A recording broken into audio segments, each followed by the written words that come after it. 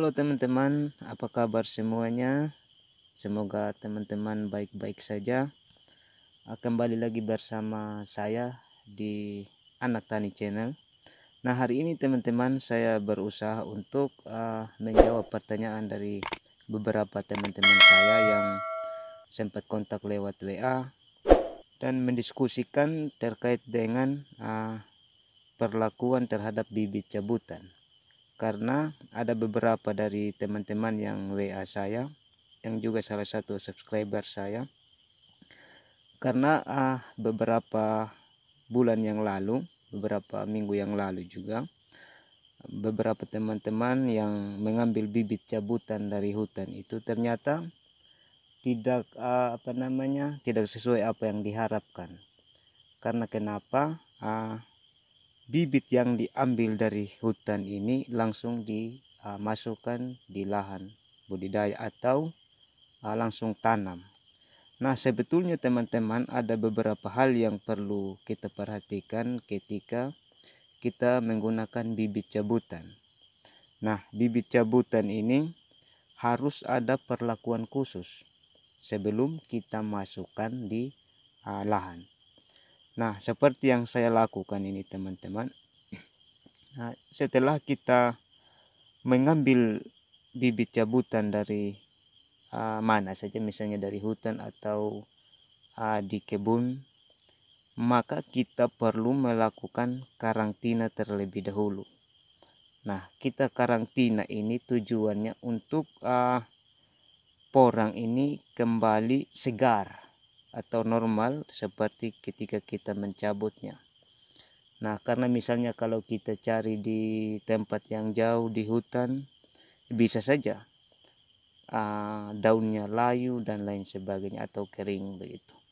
Nah, seperti ini ketika kita bawa dari hutan, maka perlu kita sortir terlebih dahulu. Itu langkah pertama yang kita harus lakukan teman-teman, kita harus sortir terlebih dahulu. Jadi kita memisahkan yang besar dan yang kecil.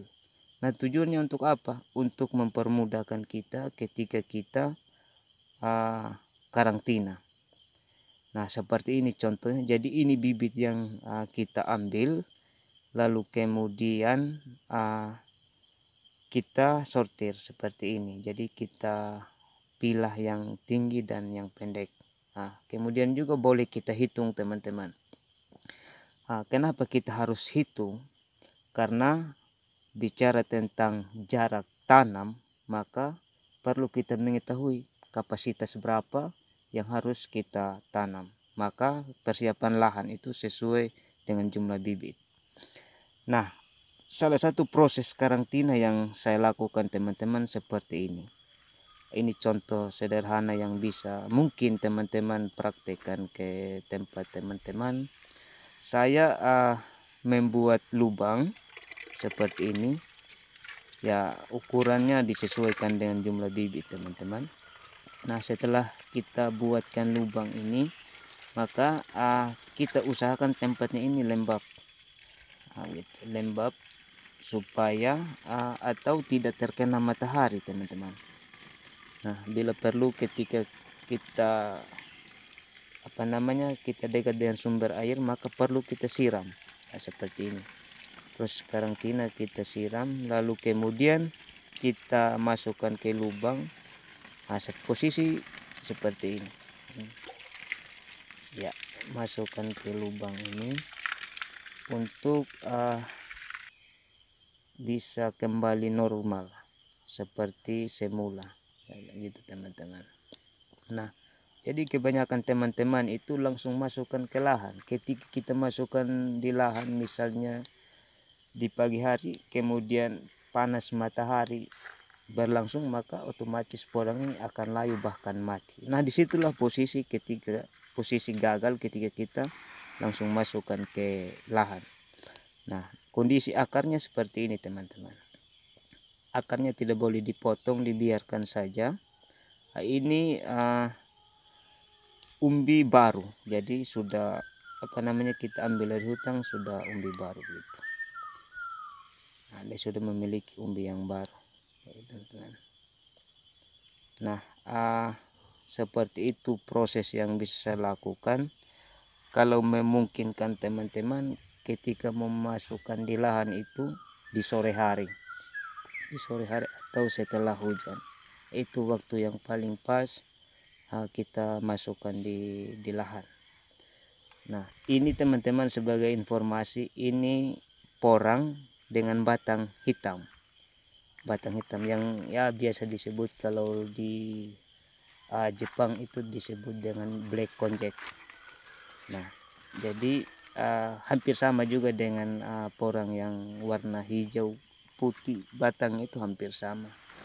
Nah, ya, cara kedua juga teman-teman bisa dilakukan seperti ini.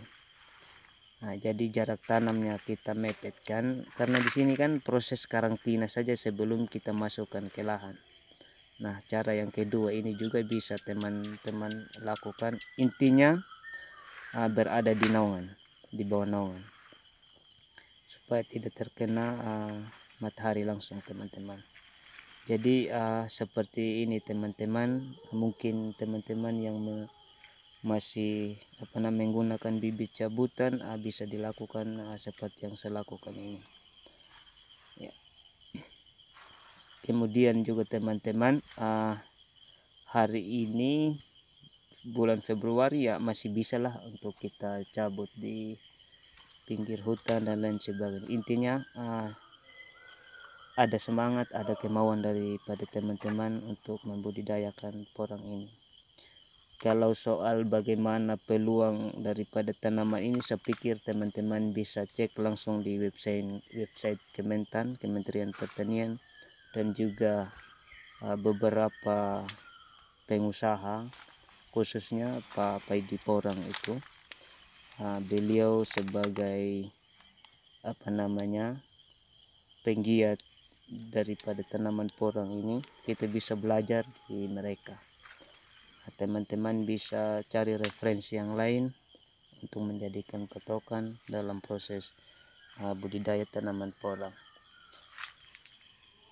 Jadi teman-teman bisa lakukan dua cara ini ketika teman-teman ingin menanam bibit cabutan, karena yang saya lakukan ini sudah terbukti dan bagus hasilnya. Tentu memang tidak 100% teman-teman, pasti ada sekitar ya katakanlah 5-10% itu yang yang tidak berhasil atau layu bahkan mati. Tetapi teman-teman harus perhatikan juga bahwa ketika kita menanam seperti ini, maka umbinya sudah sudah bisa kita gunakan untuk bibit di musim berikutnya. Nah, ini tanaman porang yang kita ambil di hutan yang batangnya hitam teman-teman. Nah, memang ini porang langka teman-teman. Nah, mungkin itu saja teman-teman. Terima kasih banyak.